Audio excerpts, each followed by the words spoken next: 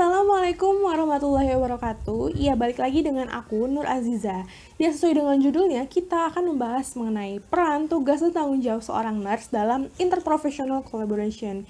Sebelum kita menuju ke videonya, jangan lupa untuk like, comment, and share ke sosial media yang kalian punya. Dan jangan lupa untuk subscribe agar aku bisa semangat lagi untuk membuat video-video mengenai keperawatan. Let's go! Cause I'm really in love with you. When I'm looking at pictures of you, I remember moments and my heart feels like you. You've been a big surprise. My soul now feels alive. And now I know the thrill to fall in love. Cause this is real love. I know it's real love. Now I know that we can fight to end. Nah, tapi sebelumnya kalian tahu nggak sih apa itu interprofessional collaboration? Jadi, interprofessional collaboration itu adalah hubungan antara dua orang ataupun lebih yang memiliki latar belakang profesional yang berbeda, tetapi bekerja sama untuk menyelesaikan masalah kesehatan dan menyediakan layanan kesehatan. Seperti itu, teman-teman.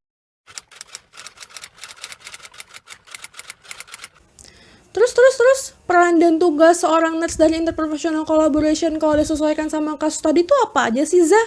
Nah, ini dia teman-teman yang perlu kita identifikasikan bersama-sama. Nah, peran dan tugas seorang nurse dari interprofessional collaboration kalau disesuaikan sama kasus tadi, yang pertama adalah seorang nurse ini adalah pemberi asuhan secara langsung. Maksudnya gimana? Kok bisa? Ya bisa, karena seorang nurse ini akan memberikan proses keperawatan.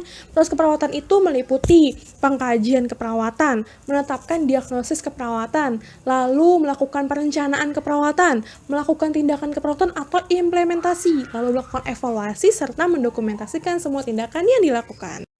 Kemudian, peran dan tugas seorang nurse dalam interprofessional collaboration lainnya yaitu sebagai kolaborator, teman-teman. Loh, kok bisa sih sebagai kolaborator? Tentu saja bisa, teman-teman, karena dalam kolaborator ini, seorang nurse ini akan berperan dengan aktif dan bekerja sama dalam tim kesehatannya. Nah, dalam tim kesehatan ini juga tidak hanya seorang perawat ya, teman-teman, tapi juga ada dokter, dokter gigi, ahli farmasi, ahli diet, dan lain-lainnya. Contoh lainnya juga dokumentasi keperawatan yang telah dilakukan oleh nurse tadi juga akan digunakan oleh ahli profesional lainnya untuk memenuhi kebutuhan klien. Selanjutnya, seorang nurse juga bisa sebagai edukator. Hah? Edukator? Edukator tuh maksudnya kayak guru gitu ya?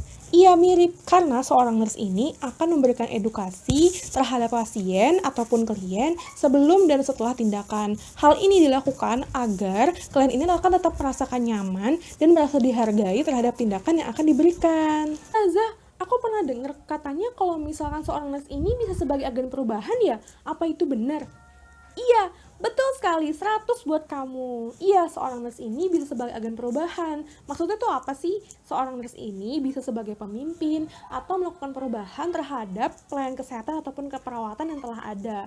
Hal ini dilakukan untuk memberikan pelayanan yang optimal kepada klien dan keluarga. Lalu, peran dan tugas seorang nurse dalam interprofessional collaboration yang terakhir yaitu sebagai peneliti. Hah? Sebagai peneliti? Emangnya bisa juga ya, Zah? Tentu bisa dong, teman-teman, karena seorang nurse ini akan mengembangkan ataupun menginformasikan apa saja temuannya dalam melakukan proses keperawatan tadi, dan pastinya juga dilakukan dengan riset. Topik selanjutnya yaitu adalah tanggung jawab seorang nurse terhadap interprofessional collaboration. Tanggung jawab sendiri itu sudah diatur dalam Kode Etik Keperawatan. Nah, tanggung jawab itu meliputi seorang nurse terhadap teman sejawatnya, lalu seorang nurse terhadap profesinya. Terus maksudnya dari tanggung jawab seorang nurse dengan teman sejawatnya itu maksudnya gimana sih, Zah? Nah, ini dia teman-teman yang terpenting. Jadi, poin yang diambil dari Kode Etik Keperawatan itu menjelaskan bahwa seorang nurse ini harus menjaga hubungan baik dengan perawat lainnya ataupun tenaga kesehatan lainnya. Kemudian, seorang nurse ini harus menjaga hak-hak pasien dari tenaga kesehatan yang memberikan pelayanan tidak kompeten, tidak etis, dan ilegal. Oh, begitu, Zah. Terus maksud dari tanggung jawab seorang nurse terhadap profesi itu maksudnya gimana sih? Nah, ini dia teman-teman, hal yang perlu kita ketahui Poin-poin penting yang dikutip dalam Kode Etik Keperawatan menjelaskan bahwa yang pertama, nurse ini itu memiliki peran utama dalam menetapkan standar pendidikan keperawatan. Lalu yang kedua, seorang nurse ini berperan aktif dalam semua kegiatan keprofesian. Lalu yang ketiga, seorang nurse ini itu berpartisipasi aktif untuk membangun keprofesian keperawatan yang bermutu tinggi untuk memberikan asuhan keperawatan yang terbaik kepada keluarga ataupun klien. Wah, menarik banget bukan teman-teman topik kita pada hari ini? Kita jadi tahu nih apa saja peran, tugas, dan tanggung jawab dari seorang nurse dalam interprofessional collaboration bila disesuaikan dari kasus kita tadi loh. Nah, berdasarkan penjelasan tersebut, kita bisa simpulkan nih bahwa seorang nurse ini harus bisa menjadi pemimpin untuk dirinya sendiri dan rekan-rekan tenaga kesehatan lainnya. Kemudian peran dan tugasnya juga ada sebagai pemberi asuhan secara langsung, konselor, edukator, peneliti, dan change agent ataupun agen pembaharu. Kemudian tanggung jawabnya juga diatur dalam Kode Etik Keperawatan. Nah, poin-poin itu tersebut meliputi tanggung jawab nurse terhadap teman sejawat dan tanggung jawab nurse terhadap profesi. Sekian dari aku videonya, semoga video ini bisa membantu teman-teman untuk mempelajari lebih dalam mengenai keperawatan.